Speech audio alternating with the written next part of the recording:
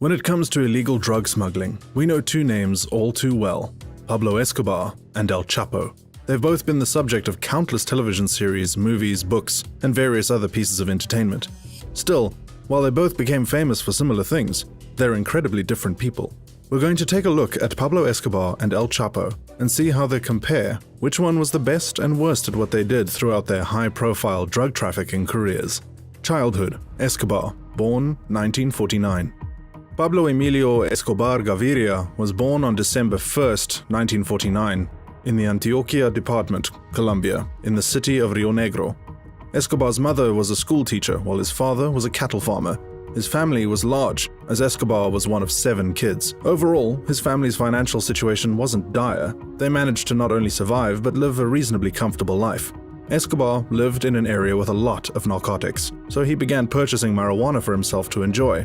Still, he saw that something about the narcotics business could earn him a lot of money.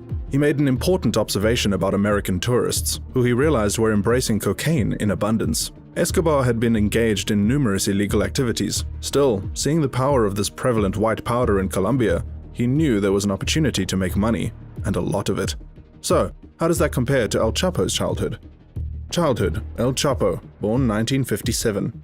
Joaquín Archibaldo Guzmán was born on April 4th, 1957, in Sinaloa, Mexico. His family wasn't wealthy, and he lived in the rural part of Sinaloa, in the rural community of La Tuna, Badiraguato. His mother was the one who kept their large household together, while Joaquín's father was a cattle rancher, just like Escobar's. However, contradictory evidence suggests that it's possible, not confirmed but possible, that he was an opioid farmer. His childhood saw Joaquín adopting a business mindset by selling oranges on the street. He'd eventually drop out of school and begin working with his father. However, as he grew older, he began turning to more lucrative sources of income. El Chapo was kicked out of his home while he was in his teens. He was forced to make it on his own. At age 15, he began selling marijuana. Eventually, he'd quit the farm work and turn his full attention to what was once a side hustle. Like Escobar in his childhood, this was just the beginning of his foray into the narcotics market. Rise to power: Escobar. Escobar's rise to power truly began in 1975. While by this point he'd already been buying, refining, and selling cocaine to the United States, it was about to get serious. He'd already been doing well on his own, but when the Medellin cartel lost their leader, drug lord Fabio Restrepo, Escobar stepped in and filled the vacuum left by the slain leader. This self-made millionaire was on the way to billionaire status. His reign as the leader of the Medellin cartel was marked by exceptional growth and domination of the narcotics trade across North and South America. He massively expanded the organization's production, distribution, and in turn, their influence and bottom line. It didn't take long for Escobar to be responsible for 80% of the United States' illegal cocaine supply. Rise to power: El Chapo. El Chapo started early, working for a series of drug cartels in Mexico. In the 70s, he worked for drug lord Héctor El Guerra Palma.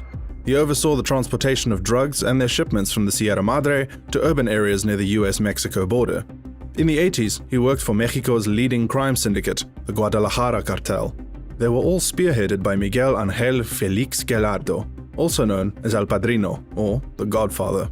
His reputation was well known amongst his colleagues and adored by the higher-ups. He was ruthless. If shipments were short or not on time, or if anyone showed disloyalty, there was only one answer: death. He was constantly given more power, and when El Padrino was arrested in 1985, he became the leader and quickly worked to become a prominent figure in the narcotics trade that ruled South America. His ascension to the throne wasn't achieved without bloodshed. It was a truly violent time, but the ruthless El Chapo came out victorious in the end. Personal life: Escobar. On a more personal level, in 1975, Escobar married Maria Victoria Henao Vallejo, a 15-year-old at the time. They'd have 2 children together, Juan Pablo and Manuela. It was widely known that Pablo wasn't a faithful man, and he regularly engaged in infidelity. He had a preference, and judging by his wife's age when the two married, it's likely easy to understand what that preference was. Despite the affairs, the two remained together for the remainder of Pablo's life. Personal life: El Chapo. El Chapo's personal life differs from Escobar's. He married Alejandrina Maria Salazar Hernández in 1977. The couple had 3 kids, and they lived in Jesus Maria, Sinaloa. Their marriage wouldn't last forever, as he eventually fell in love with a bank clerk named Estela Peña of Nayarit, whom he'd kidnapped and slept with. Addicted to love in all of the worst places, El Chapo would marry again in the mid-80s to Griselda López Pérez, with whom he'd have 4 children. The third time really is the charm. Well, not really. he went and married another girl, this time 18-year-old Emma Coronel Aispuro, in 2007, and Lopez Perez was actually arrested in 2010. The couple had twins, and she was later arrested in 2021 after admitting to helping El Chapo run his empire. Many of El Chapo's children and former wives are either in jail or dead as a result of being wrapped up in a dangerous world of narcotics. While Escobar was unfaithful, between the two of them, he was more of the family man, as much as one can be in this fast and loose world of the illegal drug trade. Influence. Escobar. Escobar held considerable leverage and therefore had a significant amount of influence over the government, local law enforcement, and just about everything he felt necessary to intervene in. In addition, he was known for being a ruthless man, and he had a method for dealing with enemies, plato a plomo, which means silver or lead. His methods for politicians started at bribery, but if you continued opposing him, he'd make sure you never lived long enough to do anything that might hurt him. He didn't kill based on any criteria other than who was the enemy. If you were rich, poor, a politician, or a farmer, these details simply never factored into the equation. The amount of people Escobar's been responsible for killing is unknown, but the estimates run in the thousands. His most targeted victims were judges, politicians, journalists, criminals, and any member of law enforcement. Influence. El Chapo. Drug lords know how to obtain influence, money, and threats. He had everyone in his back pocket all across Mexico. When he was arrested in 2001, he paid $2.5 million to escape from prison. Considering how many times he's escaped over the years, it's safe to assume he's paid a lot of money to prison guards and wardens in order to silence them. While people were searching for him, he brazenly had a wedding with politicians and policemen in attendance. There might have been an aggressive war against cartels and drugs in 2006 and 2007, but he was living his best life with the very people pretending to be after him. Pinnacle of power. Escobar. The mid-80s saw Escobar at the height of power. He was ranked the 7th richest person in the world by Forbes. In addition, he'd created an empire that included criminals, soldiers, mansions, apartments, airstrips, planes, and even a zoo, all of which was spread across Colombia, further expanding his influence.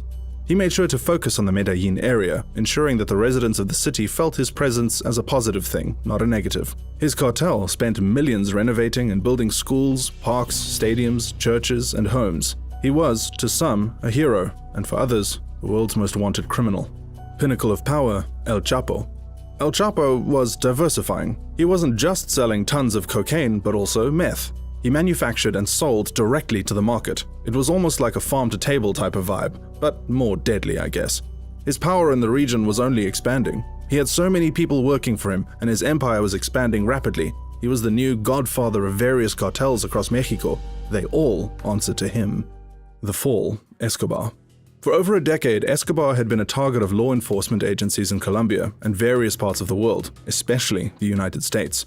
Finally, as a result of his intense scrutiny from the US and the inability to influence them as effectively as he had the Colombian government, he made a deal. He turned himself in and spent 5 years in prison.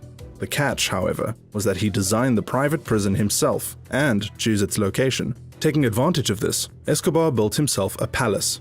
La Catedral had features that didn't make it worthy of the title prison.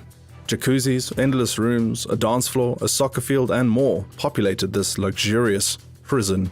He still ran his empire during this time and had endless guests visiting. This was house arrest, not prison. He took it a step too far. According to the Colombian government, in 1992, when he ordered the hit on 2 of his underlings, the 2 were brought to his prison and murdered. They then planned to take him to a regular prison, and that's when he escaped. Everyone was looking for him, and eventually he was found in 1993. They wanted him in jail, but a shootout ensued, and Escobar ultimately was taken out for good. He was shot in the torso and leg, and a fatal shot to the head. Nobody is sure if Escobar committed suicide, knowing it was game over, or if one of the Colombian police officers got lucky. Either way, Escobar's reign over the Medellin cartel was over. The empire went into ruins. Without their fearless leader, their influence dwindled until it was non-existent. The fall. El Chapo. Eventually, in 1993, Guzmán would be arrested and sentenced to 20 years in a maximum security prison. He managed to bribe guards, so he constantly had visitors, and still managed to run his empire. He escaped in 2001 thanks to a bribe made out to a prison guard. By 2009, he'd successfully expanded his empire while in hiding, and even became a billionaire. In 2012, the US were over his antics and froze his accounts, as well as offering rewards for information, and in 2014, they got him. The US wanted him, but Mexico was convinced he wouldn't escape again. They were wrong. 18 months later, he escaped through the most insane underground tunnel system that had been dug under the prison. directly into his cell. In January 2016, Guzmán was again apprehended and taken back to the same prison before he was ultimately moved to a prison near the border. In January of 2017, he was extradited to the US, where he remained while he was on trial.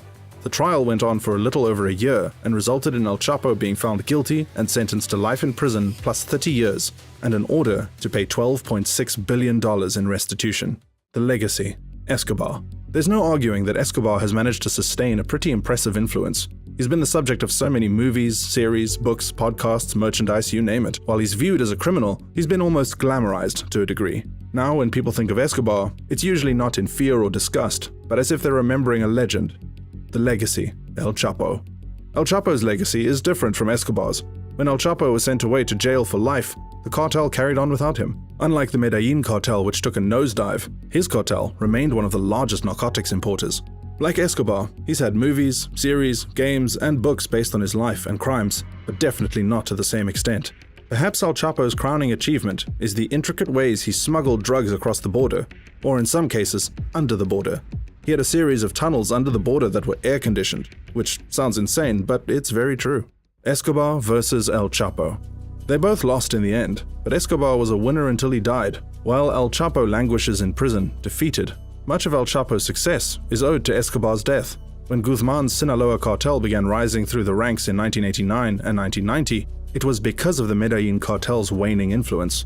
There's a stark difference between these two kingpins. One was integral to the survival of a thriving cartel, and the other, while influential, lost everything. Power, money, influence in his cartel, all of it just gone.